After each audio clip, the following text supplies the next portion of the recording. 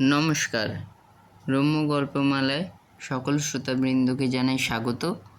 আপনাদের সাথে আমি রম্য মাইতি। আজ শোনাতে চলেছি প্রখ্যাত সাহিত্যিক শরদিন্দু বন্দ্যোপাধ্যায়ের লেখা মজার গল্প ভালুকের বিয়ে। শোনাতে চলেছি আজকের গল্প ভালুকের বিয়ে। বনের মধ্যে এক ভালুক থাকতো। ইয়া লম্বা চেহারা, সারা গায়ে কালো কালো লোম, কুতকুতে চোখ, কিন্তু স্বভাবটি ভারী সরল। বনের অন্য সব জন্তু জানোয়ার তাকে খাতির করে চলত, কেবল বাঘ ছাড়া। বাঘ ছিল বনের রাজা। সে ভালুকে খাতির করতো না, ভালুকও বাঘকে খাতির করতো না, কিন্তু দুজনে দুজনকে এড়িয়ে চলতো। একদিন বসন্তকালে ভালুক বনের মধ্যে ঘুরে বেড়াচ্ছিল। হঠাৎ দেখল একটা গাছের ডালে মৌমাছিরা চাক বেঁধেছে। দেখে তার ভারী আনন্দ হলো। অনেক দিন মধু খাওয়া হয়নি। ভালুক গাছে উঠল। মৌমাছিরা ভালুক চেনে, তারা জানে আর সব জন্তুকে ফুল ফুটিয়ে তাড়ানো যায়, কিন্তু ভালুকের গায়ে এত লোম যে তার গায়ে ফুল ফোটে না। তাই তারা যখন দেখল ভালুক মধু খেতে আসছে, তখন আর বেশি বাক্য ব্যয় না করে চাক ছেড়ে উড়ে গেল। ভালুক তখন ডালে পা ঝুলিয়ে বসে চাক থেকে আজলা আজলা মধু বার করে খেতে লাগলো।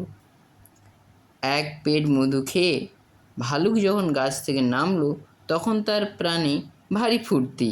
সে গলা ছেড়ে গান গাইতে গাইতে চলল। হারে রে রে রে রে, আম গাছেতে বোল ধরেছে, মহুয়া গাছে মৌ, আমি যাচ্ছি আনতে আমার রাজকন্যে বউ। হারে রে রে রে রে। বনের রাজা বাঘ একটা ঝোপের মধ্যে শুয়ে ঘুমোচ্ছিল। ভালুকের গান তার কানে এলো। বাঘ জেগে উঠে ভাবল, কার এত বড় আস্পর্ধা, গান গেয়ে আমার ঘুম ভাঙায়। বাঘ ঝোপ থেকে বেরিয়ে এসে হেঁড়ে গলায় ডাকলো, কে রে, কে রে আমার ঘুম ভাঙালি? ভালুকের মেজাজ তখন চড়া সুরে বাঁধা। সে বলল, তুই কে রে? আমাকে চিনিস না? আমি ভম্বল দাস ভাল্লুক। বাঘ রাগে গর গর করতে করতে ভালুকের সামনে এসে দাঁড়ালো। ভালুকের এত আস্পর্ধা, জানিস আমি বিক্রম সিং বাঘ, বনের রাজা। ভালুক বলল, যা যা, তোর মতো ঢের রাজা দেখেছি। বাঘ আর রাগ সামলাতে পারল না, ভালুকের গালে এক থাপড়া মারল। ভালুক উল্টে পড়ে গেল, তারপর উঠে মারল বাঘের পেটে এক লাথি। ব্যাস, লেগে গেল ঘোর লড়াই। এ ওঠে তো ও পড়ে, ও পড়ে তো এ ওঠে। বাঘের গায়ে অবশ্য জোর বেশি, কিন্তু ভালুক মধু খেয়েছে, কেউ কারুর চেয়ে কম নয়। অনেকক্ষণ লড়াই চলবার পর দুজনেই হাঁপিয়ে পড়ল। কাহিল অবস্থা, গা দিয়ে কাল ঘাম ছুটছে। দুজনেই ঘাসের উপর শুয়ে পড়ল। বেশ খানিকক্ষণ কাটবার পর ভালুক চাঙ্গা হয়ে উঠে বসল। তার তখন মধুর নেশা কেটে গেছে। সে জোর হাতে বলল, মহারাজ, আমার অন্যায় হয়েছে, আপনি আমায় ক্ষমা করুন। বাঘও উঠে বসলো, ভারী খুশি হয়ে ভালুকের পিঠ চাপড়ে বলল, বেশ বেশ, তোমার গায়ে তো খুব জোর। আজ থেকে তুমি আমার বন্ধু হলে। তোমার কি চাই বলো, যা চাইবে তাই পাবে। ভালুক বাঘের পায়ের ধুলো নিয়ে বলল, ধন্য আমি মহারাজ, আমার ভারী বিয়ে করবার ইচ্ছে হয়েছে, আপনি আমায় একটি বউ জোগাড় করে দিন। বাঘ বলল, এ আর বেশি কথা কি, কেমন বউ চাই বলো? ভাল্লুকি চাই, ভাল্লুকি এনে দেব। বাঁদরি চাই, বাঁদরিও পাবে। হরিণী চাই, ধরে নিয়ে আনবো। আর যদি বাঘিনী চাও তবে তাও জোগাড় হবে। ভাল্লুক বলল, না মহারাজ, আমার ইচ্ছে হয়েছে মানুষের মেয়ে বিয়ে করব। বাঘ চোখ কপালে তুলে বলল, কি সর্বনাশ, মানুষের মেয়ে? বন্ধু, তোমার মাথা খারাপ হয়েছে? ও কাজ করো না। না মহারাজ, আমার ভারী ইচ্ছে হয়েছে, তবে আর উপায় কি? কিন্তু বনের মধ্যে মানুষের মেয়ে পাবে কোথায়? ওই যে বনের কিনারায় মানুষদের গ্রাম আছে, সেখানে অনেক সুন্দর সুন্দর মেয়ে দেখেছি। তুমি তাহলে ছাড়বে না, মানুষের মেয়ে বিয়ে করবেই? হ্যাঁ মহারাজ। বাঘ দীর্ঘ নিঃশ্বাস ছেড়ে বলল, বেশ চলো তাহলে। কাজটা কিন্তু ভালো করছো না বন্ধু। মানুষের মেয়ে দেখতে ভালো, কিন্তু তাকে বিয়ে করা, এর চেয়ে বোধহয় বাঘিনী বিয়ে করলেই ভালো করতে। ভালো কিন্তু নাছোড় বান্দা। দুজনে তখন বনের ভিতর দিয়ে চলল। বনের কিনারায় যখন পৌঁছলো তখন সন্ধে হয়। সামনেই ছোট্ট গ্রামটি। বন এবং গ্রামের মাঝখানে কয়েকটি গ্রামের মেয়ে জল ডেঙাডেঙি খেলছে। বাঘ হলম করে তাদের মধ্যে গিয়ে পড়ল। সব মেয়েরা চিৎকার করতে করতে পালালো, কেবল একটি মেয়ে পালাতে পারল না। ভালুক অমনি মেয়েটিকে বগলদাবা করে মারল ছুট। গ্রামের লোক চিৎকার শুনে যতক্ষণে লাঠির সোঁটা নিয়ে ছুটে এলো, ততক্ষণে বাঘ আর ভাল্লুক বউ নিয়ে বনের মধ্যে ঢুকে পড়েছে। সবাই হা হুতাশ করতে লাগলো, কিন্তু উপায় কি? রাত্রি হয়ে আসছে, এখন আর বনে ঢোকা যায় না। ভালুককে তার গুহা পর্যন্ত পৌঁছে দিয়ে বাঘ বলল, বন্ধু, তুমি যা চাও তা পেয়েছ, এখন মনের সুখে ঘরকন্যা করো। বলে বাঘ চলে গেল। ভালুকের গুহার মুখটি ছোট, কিন্তু ভেতরে বেশ বড়। ভাল্লুক বউকে নিয়ে গুহার মধ্যে রাখলো। বউ খুব কাঁদতে লাগলো। ভালুক আদর করে তার গায়ে হাত বুলিয়ে বলল, কেঁদো না, তুমি আমার বউ, আমি তোমাকে খাবো না। বন থেকে ফল মূল এনে দেব, মৌচাক থেকে মধু এনে দেব, মনের সুখে থাকো। ভালুক বন থেকে কচি কচি ঘাস এনে বউয়ের বিছানা পেতে দিল। কয়েকটা জোনাকি ধরে এনে ঘরে আলো জ্বেলে দিল। বউ তবু হাপুস নয়নে কাঁদতে লাগলো। 2 দিন যায়, 4 দিন যায়, ক্রমে বউয়ের কান্না থামলো। ভালুকের সঙ্গে একটু ভাব হলো। ভালুক ভালো নাচতে জানে, বউকে নাচ দেখায়। বউ খিলখিল করে হাসে। ভালুক কিন্তু বউকে বেশি বিশ্বাস করে না।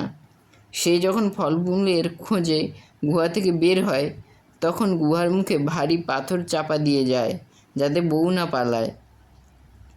একদিন বউ আবদার করলো, আমি বাপের বাড়ি যাব। ভালুক বলল, আরে না না, ভালুক বংশে বাপের বাড়ি যাবার নিয়ম নেই।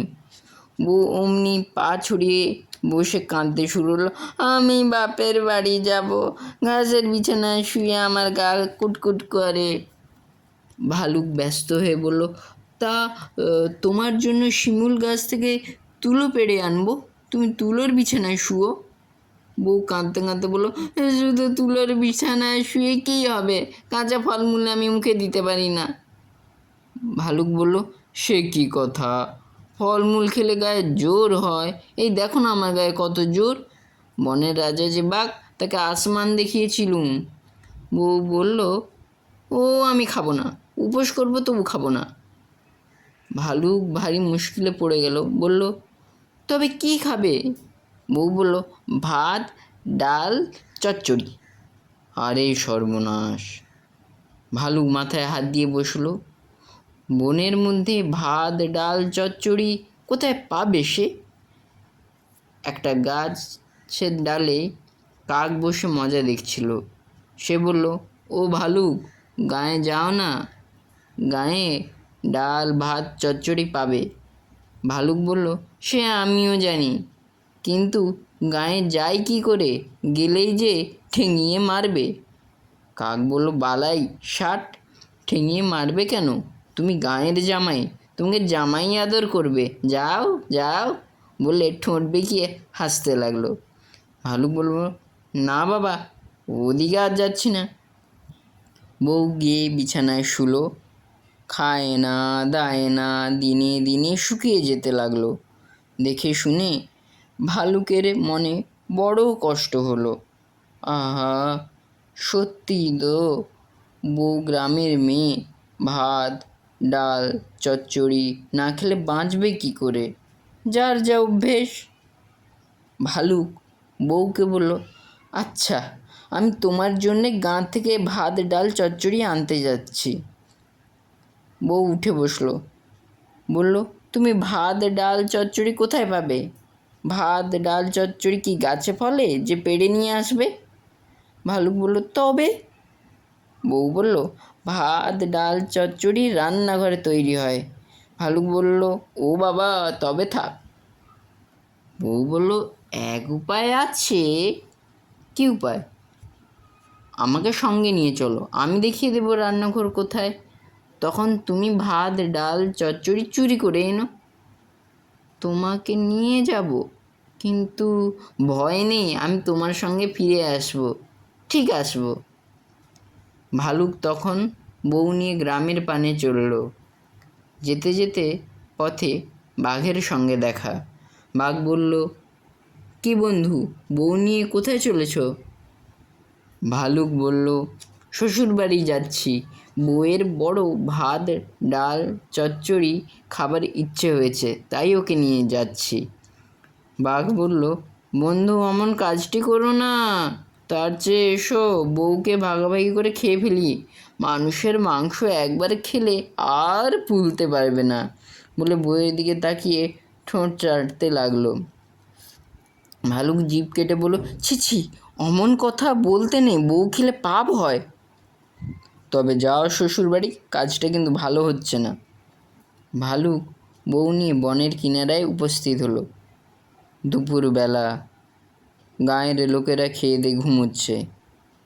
বউ আর ভালুক পা টিপে টিপে গ্রামের ভিতরে ঢুকলো। বউ একটা ঘরের দিকে আঙুল দেখিয়ে বলল, ওই রান্নাঘর। ভালুক যেই রান্নাঘরে ঢুকেছে, অমনি বউ বাইরে থেকে দরজা বন্ধ করে শিকল তুলে দিল। তারপর চিৎকার করতে করতে সমস্ত গাঁয়ের লোককে ডেকে তুলল, শিগগির এসো, ভালুককে ঘরে বন্ধ করেছি। সবাই ডান্ডা নিয়ে ছুটে এলো। কোথায় ভালুক, কোথায় ভালুক? ওই ঘরে বদ্ধ করেছি, আজকে ভালুকের দফা রফা করবো। সবাই দরজা খুলতে গেল। বউ বলল, তোমরা ওকে মেরো না, ভালুক খুব ভালো নাচতে জানে, আমি ওকে পুষবো। ওদিকে ভালুকের অবস্থা শোচনীয়। সে কাঁদতে কাঁদতে বলল, আমাকে প্রাণে মেরো না, বউকে আমি ভালোবাসি, সে যা বলবে আমি তাই করব। বউ দোরের বাইরে থেকে বলল, তুমি যদি গ্রামে থাকতে রাজি হও তাহলে তোমাকে কেউ মারবে না। ভালুক বলল, আমি রাজি, তোমাকে নাকে দড়ি দিয়ে গায়ে গায়ে নাচ দেখিয়ে বেড়াবো, রাজি? বউ তখন দরজা খুলে দিল। ভালুক গ্রামেই থাকে, ডাল ভাত চচ্চড়ি খায়। বউ তার নাকে দড়ি দিয়ে অন্য গ্রামে নাচ দেখাতে নিয়ে যায়। নাচ দেখে সবাই পয়সা দেয়। ভালুকের অবস্থা ফিরে গেছে। বউকে নিয়ে আলাদা কুঁড়ে ঘরে থাকে। বনের কথা আর তার মনে পড়ে না। মাঝে মাঝে গভীর রাত্রে বাঘ তার সঙ্গে দেখা করতে আসে। বলে, কি বন্ধু, শ্বশুর বাড়ি কেমন লাগছে? ভালুক বলে, এমন জায়গা আর নেই। আর বনে ফিরে যাবে না? হুম, আমি এখন একজন বড় আর্টিস্ট। ভালুক আপন মনে গান ধরে, হারে রে রে রে রে রে রে। কেমন লাগলো আজকের এই গল্প?